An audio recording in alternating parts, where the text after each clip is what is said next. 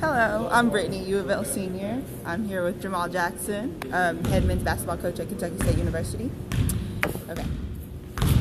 One thing that's mentioned a lot in the readings is that people with high levels of life stress have more sports exercise-related injuries. Do you find this to be true from your experience of coaching?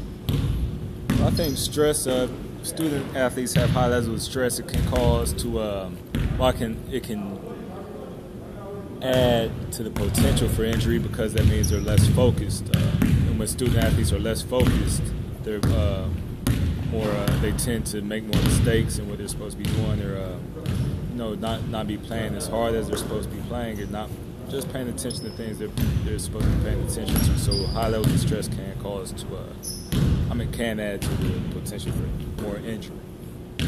When you realize that your players are having life stress, how do you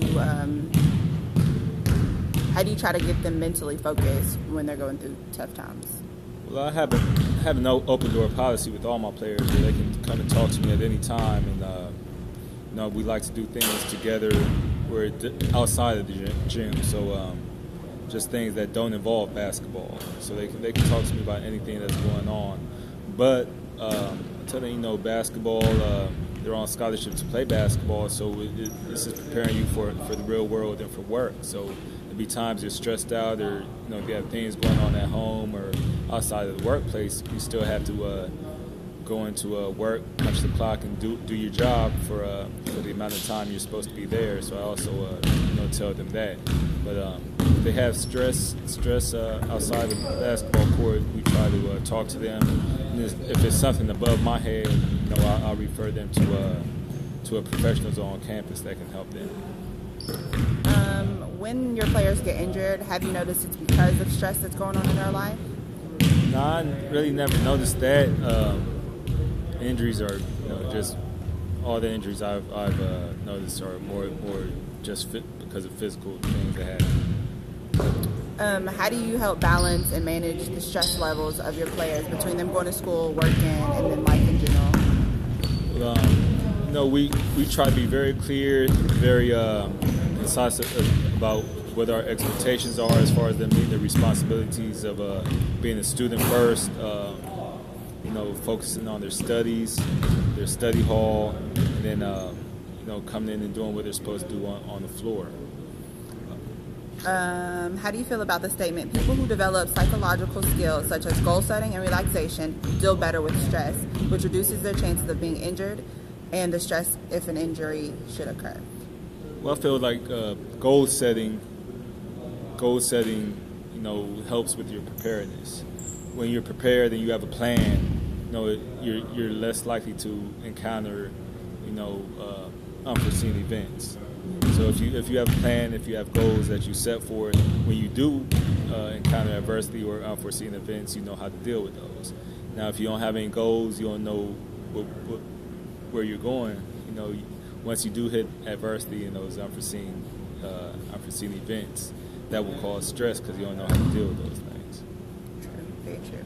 Major life changes like losing a loved one, moving to a different town, or getting married contribute to people's stress levels, which increases an athlete's chance of getting hurt. Do you provide psychological support to your athletes that get hurt? If so, what is that support? And if not, do you think that adding psychological support would help injury recovery or injury prevention? The biggest psychological problems that guys who are hurt deal with is they want to be on the floor, they want to be playing, so that bothers them mentally. But I just tell them you got to do your rehab, do what you're supposed to do, so you can come back as soon as possible and be stronger when you get back. But like I said before, more of the mental things, if I can't handle it, we'll refer them to professionals on campus. Do you think that teaching stress management techniques actually helps athletes perform more effectively? Oh, definitely. We do a lot of visualization, planning, goal setting, and I believe all those psychological exercises help to deal with not only stress and on the court, but outside the court. It just has a calming effect. In the book, it talks about two theories that can help explain the relationship between stress and injury. Attentional disruption, which basically means that stress disrupts an athlete's attention by reducing their peripheral attention. Do you notice that within your players when they're stressed out that they're not paying attention at practice, they're goofing around, anything like that? Absolutely. If they're not focused, like I said, they have problems going on outside of the court. Work due that they didn't do, or classes, girlfriend problems, anything like that will add to that stress level, and when they come to practice, they'll be less focused on what they're supposed to be doing. Do you notice that within yourself when you're stressed out with life? Do you come to practice very prepared and focused, or sometimes do you feel that you stray from practice and aren't paying attention? Yeah, I think I've been coaching long enough that I've learned how to deal with that, and when I come to practice, I'm able to block everything out and focus on our plan. How do you teach your players to block everything out? Well, like I said before, it's just letting them know sports is a microcosm of life. You're going to have things that you have no control over that you're going to have to deal with, but when it's time to go and take care of business, your supervisor, your boss, doesn't care about what's going on at home. Some care, but you still got to do what you're supposed to do and get the job done. Right. At the end of the day, and you got to deal with it because you got to keep the lights on, you got to keep your wife fed and your kids fed, and the rent paid. And then the other theory was increased muscle tension, which is where high stress can be followed by muscle tension that interferes with normal coordination and increases the chance of injury. Do you feel that when your players are stressed that they're more tense and their body is more, where it can, they get injured easily? Well, I don't know about them, but I know for myself, after a game or after practices, my back would be sore, my legs would be sore, and I'm not playing, but still I understand this because I'm tensed up, that high level of stress while coaching the game, where teaching in practice leads to that. Right. So I do agree with that statement. Do you feel that statements like "go hard or go home" or "no pain, no gain" are negative to athletes that experience injuries? Yeah, those cliches are really outdated. No pain, you don't want pain. If you prepare right, prepare your body right, and condition and strengthen your body, you won't have the pain. So if you do encounter pain, you want to stop doing whatever you're doing. That's your body's way of telling you to stop. There are 5-stage grief responses to injuries. Those responses are denial, anger, bargaining, depression, and acceptance and reorganization. There's no set pattern for these stages, and also sometimes an athlete will not experience all 5 stages. With an injured athlete, or if you have ever been injured yourself, have you noticed any of those stages? Yeah, there's a lot of those, especially denial for the guys who love to play the game and want to be on the court helping their teammates. They'll try to play through an injury when they shouldn't. So I believe that deals with denial. It's definitely anger, where you're mad at maybe somebody hurt you or mad at yourself, and depression that plays a big part of it when you're watching your teammates play and watching them do what you love and you're not able to do what you love. What about acceptance? When they finally accept it, do you feel that their chances of recovering from that injury will happen quicker? Yeah, once you accept it and understand you got to rehab and do what you got to do to get back, that helps.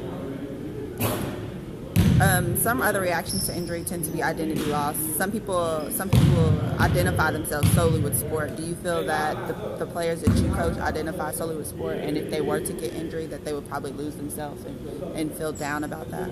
I've coached some players that do. Basketball that's them. They had nothing outside of basketball. Currently, I don't think I have anybody on my team who just identifies themselves strictly through basketball, but I have coached players in the past. And once their playing days are over, or they're not able to play, they do experience some problems because basketball has been their lives for so long. Fear and anxiety. Do you feel that your players fear getting injured when they are fear re-injury when they are injured? So they're timid or they're scared to go 110%? I think that happens when you first week or two back. They don't want to step the wrong way, or but after you get playing again, you don't really even think about it. And then how about lack of confidence? Do you feel that your players that get injured lack the confidence they had once they get back on the court? Yeah, like I said, they probably a week or two depending on the person, but once you get going, you don't even think about it anymore.